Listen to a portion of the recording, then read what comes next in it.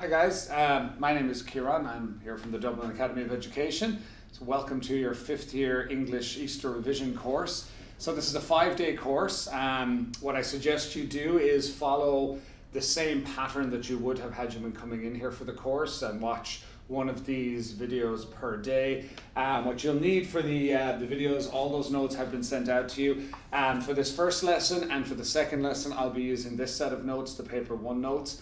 Then I'm going to touch on King Lear for the third lesson, then a lesson on your comparative study, and then finally we'll wrap up with poetry. So you should have all those notes, and that's the order in which we'll be looking at them. So before we begin, I just want to get you all up to speed, I suppose, and make sure that you're all have a full understanding of the structure of the paper, a full understanding of what we're doing and why we're doing it, and so on. So we're kind of operating here. This is all in the first few pages of these notes. So it's more developed and more expanded in there. So have a look through it and familiarize yourself.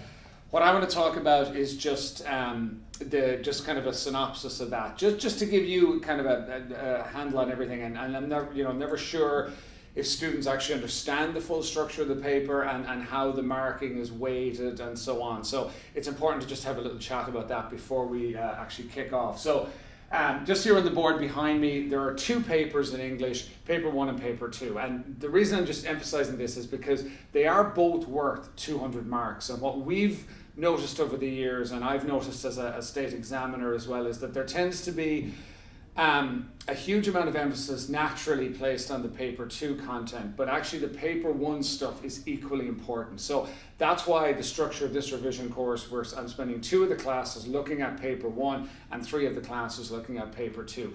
Obviously paper 2, there's a little bit more learning involved there, a little bit more study and so on. So we do naturally spend more class time looking at that, but don't neglect paper 1. There are marks there that are on offer. Some of them, as I'm going to point out to you, are actually, they're really there for the taking.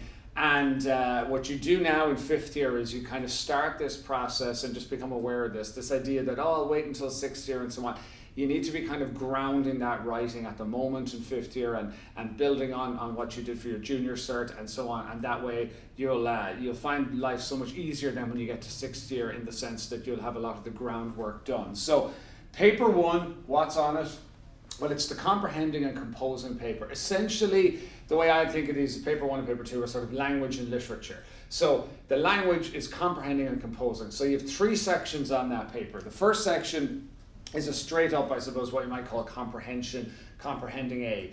And that's where now there are 3 passages that appear on the paper. You will be reading all 3, but you answer questions only on one of those.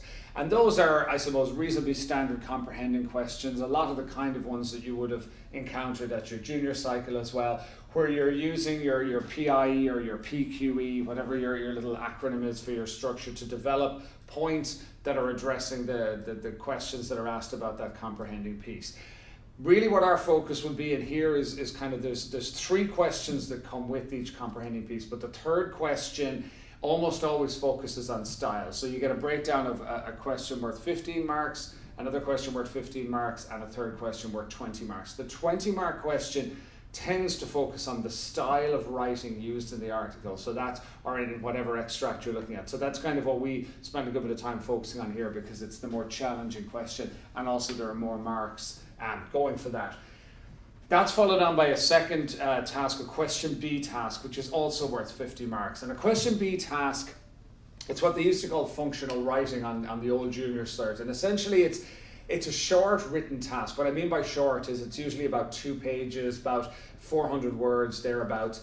And it's around a very specific task. It's actually weirdly the area of the paper that's most relevant, I suppose, to what you might be doing in real life, because the tasks, there's a wide variety of them. I'll spend a little bit of time talking about them, but essentially you're asked to maybe write something like a short article or a short talk or an email or something like that has a very specific function and a very specific audience. So I'll talk a little bit about that as well. That's actually the area of the paper where students really can pick up marks. Unfortunately, it's an area that's too often neglected. So we do spend a little bit of time talking about that. And 5th year is a great time to get a little bit of practice with question Bs, because they're not as daunting as the third section on paper 1, which is the essay.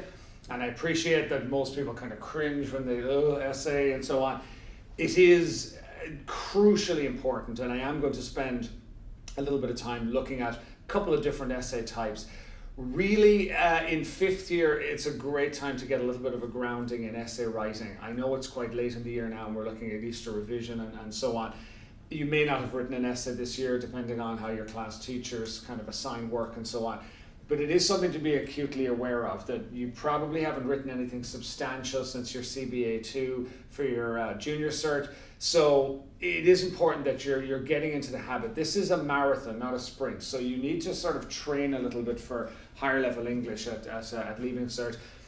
Being able to produce an essay, you're talking about 800 to 1,000 words on average. So that's usually about 4 to 5 pages. Anything less than 4 pages is probably not up to the expected sort of development of the ideas and so on. So we really do need to put a little bit of groundwork in there, look at the different types of essays. There are 7 essays that appear on the paper, so you get a choice from 7 titles. There's a broad range of different styles. There's something to really suit everybody. I know people sometimes freak out about this because they go, oh, but because I think essay, they think short story, because they think primary school, they I have to write a story. No, you don't.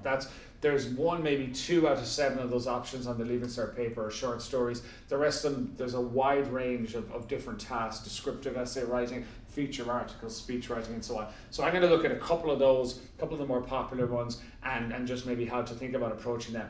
But the real important thing to remember about the essay is it's worth 100 marks on your Leaving Cert paper. So that's a quarter of the marks going. And what happens with the paper 1 essay, and while it's even given more importance, is that if your grade is anywhere kind of on a borderline where maybe you're a H4 but close to a H3, maybe a couple of marks shy or something like that, an examiner will always go back to your paper 1 essay and reread that and sort of use that as a determinant of where you actually are. So if you're on the fence, or like, oh, is this a H4 student or a H3 student, they'll go back and take a look at the paper 1 essay again and really kind of get a feel, because it's your kind of flagship piece. It's really your time to shine, and where you can really show off what you're capable of doing with the English language and how you structure your ideas, and it's a great opportunity to showcase yourself and your enthusiasm for the subject and so on. So my point about all this is, don't neglect that, and don't ever kind of get complacent about it and go, oh, it's fine, I'll figure something out on the day. No, you need to do a little practice, a little training, and even if you haven't done anything yet in 5th year, there's still plenty of time to write an essay. And certainly in 6th year, when I'm dealing with my 6th year students, I would kind of assign an essay a month, certainly for the first term, so that they're getting practice in and making sure, because on the day the English exam is extremely demanding in the Leaving Cert. It's very long. You're dealing with a 2-hour and 50-minute paper for paper 1, and a 3-hour and 20-minute paper for paper 2. So they're very substantial. There's a lot of writing. And as I say, like, just think about the marathon analogy. You kind of need to train a little bit for that, even literally from a muscle memory perspective. Like every student I see coming out of their paper 2, they're like shaking their hand from the stress of sort of writing for so long. So it is just something to bear in mind. This isn't to sort of daunt you or scare you or anything else like that. It's just to be realistic about the demands that are placed on you as a Leaving Cert English student, and that requires a little bit of practice and a little bit of preparation. So that's paper 1. Paper 2 then, we have the 3 sections. We have our single text, which is, so this is kind of, as I say, your literature. This is your studied material. Your single text is King Lear. So I'll be spending a class looking at Lear and kind of, talking about maybe where you should be with King Lear in 5th year and what's kind of important to look at on the first pass.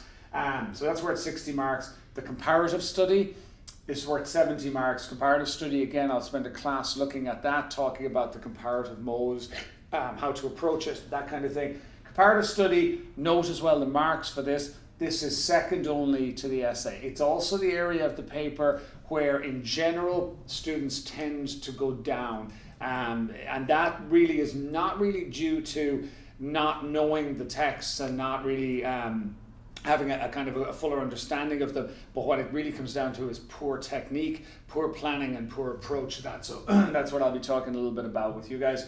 And then finally, and it's kind of like the rock star of English, the poetry, because it gets so much attention and so much people so much time people spend talking about it and focusing on it in the media and among ourselves as well. But actually, when we look at it, yes, the entire section is worth 70 marks, but that's the same as the comparative, which you probably won't spend as much time worrying about and stressing about and so on, and it's still 30 marks less than the essay. And in fact, the prescribed poetry, so you get poetry on the paper, there's two tasks. One is an unseen poem, something you've never seen before, that's for 20 marks, and then the prescribed poetry, that's the poetry that everyone stresses about, like your Robert Frost or your Emily Dickinson or whatever it is, that's actually only worth 50 marks. So that's half of what the paper one essay is worth. But how much time will you spend stressing and worrying about prescribed poetry, when in fact maybe you should be spending some of that time and attention building up your essay writing skills and focusing on that? Because I'll spend a class looking at a couple of the poets that are appearing on the fifth year paper and just try to give you some strategies about what is really important to know. I think when we deal with poetry, there's an awful lot of information coming at us. We're unpacking the poems, we're taking them apart, we're looking at the techniques, we're looking at the way the thing is crafted. But actually, the trick really with prescribed poetry is to sort of strategically take out certain parts of each poem, and it's never really a case of having to summarize the entire thing. So I'll talk to you a little bit about that anyway in the final class. So that's the overall structure.